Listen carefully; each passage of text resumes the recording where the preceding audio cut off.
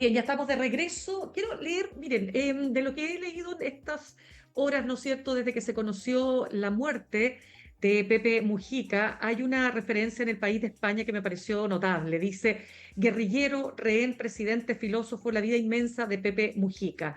¿Por qué en un mundo que desprecia a los políticos, tantos lo apreciaban? Quizá porque hablaba un idioma que parecía nuestro idioma. ¿Por qué lo respetábamos? ¿Por qué le creíamos? ¿Por qué lo escuchábamos tantas veces con ese agüita en el repulgue de los ojos?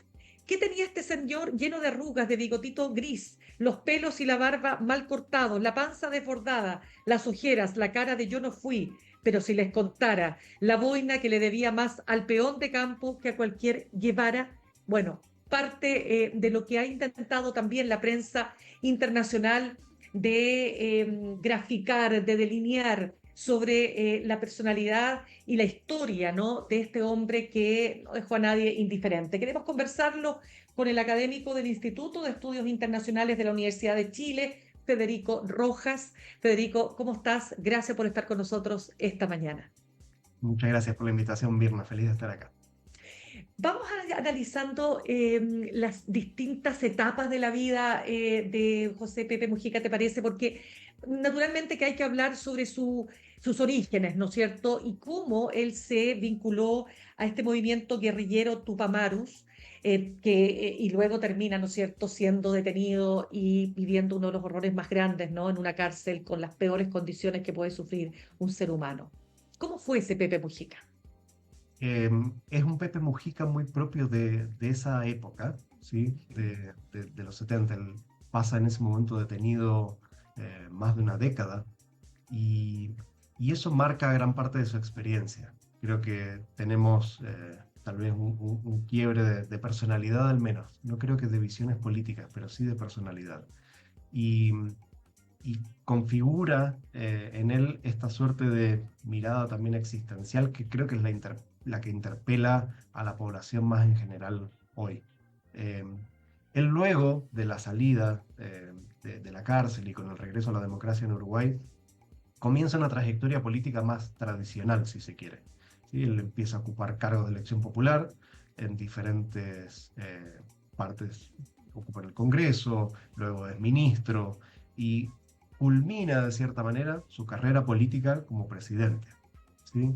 A Ujú. veces los presidentes llegan un poco más jóvenes a ese cargo, pero él llega ya mayor y lo hace con un estilo muy particular, que es el que mencionabas un minuto antes, y es el que marca tal vez esta dimensión que excede a lo político. ¿Sí? Tenemos políticos que tienen un rol estrictamente político y pueden ser medidos y valorados y evaluados por esos resultados. Pero en este caso, estamos hablando de un liderazgo que eh, interpela valores y sobre todo una coherencia entre lo que piensa, dice y hace, que tal vez es lo que lo hace real y lo que lo hace creíble eh, frente a otros liderazgos similares. En el caso de Mujica, la forma en la que vive, ¿sí? Lo Ujú. que hace una vez que ya está en democracia, eh, es coherente con su discurso. ¿Sí? Lo que él hace es coherente con lo que dice y creo que eso le da una potencia muy importante. Y al mismo Ya. tiempo, creo Ujú. que vale la pena destacar que en una época con mucha desorientación, con falta de referencias, con una desestructuración muy grande, donde la población en general no tiene dónde mirar, dónde encontrar este tipo de referencias, personajes de este tipo que no hablan solamente de programas políticos, sino también de cómo la política se relaciona con la humanidad, en ese sentido tiene una mirada humanista. Él, de hecho, se define a sí mismo de esa manera. Se acerca a temas cotidianos de las personas, de los seres humanos, eh, y va más allá de las ideas políticas. Y creo que eso es lo que le va dando una potencia. Y no me parece que podamos dividir lo que fue como presidente y lo que fue en sus últimos días de esa experiencia inicial. ¿Sí? Él llega con una experiencia vital muy grande. a la presidencia, y eso marca una diferencia. No todas las personas que tienen esa trayectoria tal vez la aprovechan de esa manera, pero en su caso fue así y creo que marca gran parte del personaje y de su mirada tal vez más amplia. En esa mirada, Federico, porque siempre se ha dicho que él era un referente para la izquierda, particularmente la izquierda latinoamericana, pero él se va desapegando, ¿no? De una parte de esa izquierda, me refiero básicamente a aquella más nostálgica del Che Guevara o de la guerrilla, ¿no? También hay que situarlo, por supuesto, en la época, estamos hablando de los años 60, una realidad que no tiene nada que ver con la de hoy día, pero hay ahí una reflexión que él hace, hay un mea culpa, nos equivocamos, erramos el camino, creíamos algo que después, bueno, no resultó, en fin. En una época de divisiones y polarización, él fue alguien que tendió puentes, que siempre tendió el diálogo más allá de su zona de confort. Es claro en declaraciones como las que hizo, por ejemplo, con el expresidente Piñera, acá en Chile, donde él genera un vínculo, ciertamente no es de cercanía, pero sí genera un vínculo con cierto respeto. Y me parece que la forma en la que lo hace es a partir de la mirada orientada a los problemas concretos de las personas, ¿sí? Las necesidades y los problemas concretos de las personas. Y creo que eso es lo que lo lleva a definirse en su última etapa como humanista. Y eso le permite tal vez ampliar su público, ampliar su zona de influencia y llegar a sectores con los que ideológicamente tal vez no tiene tanta cercanía, pero sin embargo puede dialogar a partir de eso. Em, esa mirada permite a partir de problemas y soluciones concretos eh, llegar a hablar con gente con la que en condiciones más normales no llegaría. Claro, logró generar, como tú dices muy bien, ese puente al punto que los mismos opositores tenían una mirada de él bastante, yo diría que lo miraban con admiración, si es que él logró efectivamente generar esos efectos, ¿no? En su figura de un hombre con mucha sabiduría, que vivió al extremo de estar en un calabozo en las catacumbas, ¿no? Y muy conocida su historia cuando él dice que en esa inmensa soledad en la que estuvo por lo menos 2 años, donde no se le daba a veces ni siquiera agua, tenía que tomar su propia orina, escuchar el sonido de las hormigas. Y algunos lo han comparado, dicen, con lo que fue Mandela, ¿no? ¿Hay algo de aquello, dirías tú, Federico? Yo creo que las experiencias son similares y marcan. Eh, Mm. Ahora, también hay una suerte de excepcionalidad en Mújica, porque muchas personas pasaron por experiencias similares eh, y no necesariamente extraen esa sabiduría de esa misma vivencia. Pero en su caso hay una suerte de reflexión interior, ¿sí? De mirada sobre sí mismo eh, que comparte con Mandela y con liderazgo de ese tipo eh, que de nuevo exceden a lo político. En un estilo de austeridad lo comparaban hace poco con el Papa Francisco, en esa mirada como más simple, tal vez que enfrenta al consumismo o a valores que hoy están mucho más instalados. Entonces, tal vez Mujica, más allá de la política, es una demanda por una vuelta a la necesidad por sobre el deseo, ¿sí? Por sobre el deseo de consumir, por sobre el deseo de tener más. Eh, tiene una vuelta a la necesidad, a lo más básico, eh, y eso marca y tiene influencia en su sector, en otros sectores. Pero también tenemos que pensar que hay una diferencia entre el Mujica que nosotros conocemos internacionalmente y el Mujica que ocupa cargos de elección popular en Uruguay, ¿sí? Que tiene logros políticos, también tiene críticas políticas, eh, y que en sus resultados es un presidente que tuvo luces y sombras también como presidente. Entonces, su personaje y su influencia como líder ético internacional, ético político internacional, excede a su presidencia y a las dificultades que puede haber tenido adentro de Uruguay. Entonces, tenemos un Mujica, digamos, para Uruguay, que probablemente sea recordado y admirado, pero tenemos un personaje internacional, José Mujica, que va mucho más allá de eso y de lo que pudo hacer como político en cargos de elección popular. Hablemos de esas luces y sombras de su gobierno, Federico. ¿Cuáles fueron, dirías tú?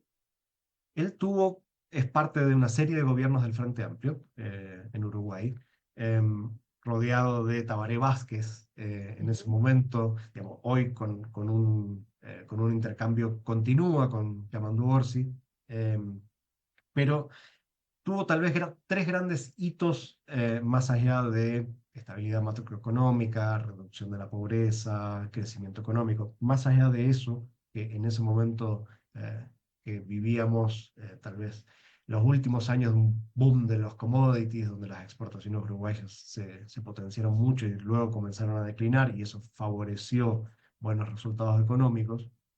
Más allá de eso, él tiene tres leyes importantes: la legalización de la marihuana, el matrimonio igualitario, que lo promulga después de ya estar aprobado, y la despenalización del aborto a las 12 semanas. Entonces, esa agenda marca su gobierno y tal vez son sus principales hitos, pero al mismo tiempo eh, es necesario destacar que esos tres temas en Uruguay se aprueban por mayoría, es decir, logra sacar eso, pero no está exento de crítica por esos mismos temas de agenda. ¿Sí? Mujica en ese momento, de hecho, sufre un desgaste importante porque gana esas batallas, pero las gana con heridas en el cuerpo, es decir, va quedando con heridas políticas y que lo desgastan su gobierno. Entonces, en términos tal vez más generales de macroeconomía, de resultados económicos, es un gobierno, llamaríamos, promedio del Frente Amplio. Tuvo buenos resultados tal como lo tuvieron otros gobiernos del Frente Amplio, no fue excepcional.